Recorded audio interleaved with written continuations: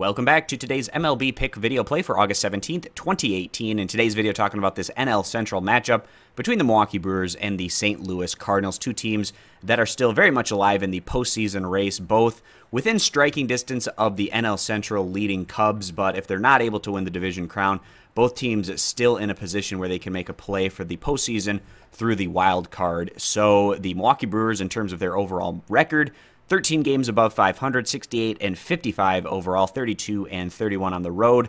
And then the Cardinals are at 66 and 56 overall, 32 and 27 at home. So the Brewers in their last outing coming up short in game 2 of what was a split series against the Cubs. And the Brewers, they've had a hard time stringing together wins more recently, being more around a 500 ball club as of late. In the Brewers, if they're going to make a serious play at trying to take the crown from the Cubs in the NL Central, they're going to have to find at some point to go on one of those winning streaks. But it could be a tough situation for the Brewers because their numbers don't even indicate that they should be 13 games above 500. They're right around league average, 15th in total runs scored and 14th in total team ERA. So if you're about league average on both sides of the ball, you should have a record closer to about 500. So that's one thing I worry about with this Milwaukee crew. Today, the Brewers, they are going to be sending out 22-year-old youngster righty Freddie Peralta, who's made 11 starts.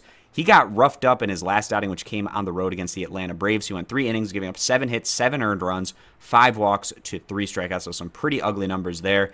But prior to that, Peralta had been pretty decent in his 2 prior outings anyways. But also before that, going 6 innings, giving up 7 earned runs. So he's been a little bit up and down as of late, sitting on a 4.47 ERA and just a 1.19 whip, which is very respectable with that particular number. Today, going into a hostile environment over there in St. Louis, and the Cardinals, they have been trending in a very positive direction over the last few weeks of action, but coming up short in their last outing, losing to the Nationals by a final of 4-5, but it was a 4-game series, and the Cardinals were able to win the first 3 games against Washington, and the Cardinals definitely trending in a positive direction, making their way up those NL Central standings. And in terms of their numbers, we continue to see them improve for St. Louis. They're up to 13th in the majors in runs scored and a very respectable 7th in total team ERA. So in terms of their statistics, they've been better than the Brewers this season. And the Cardinals are also going to be sending out a 22-year-old righty today.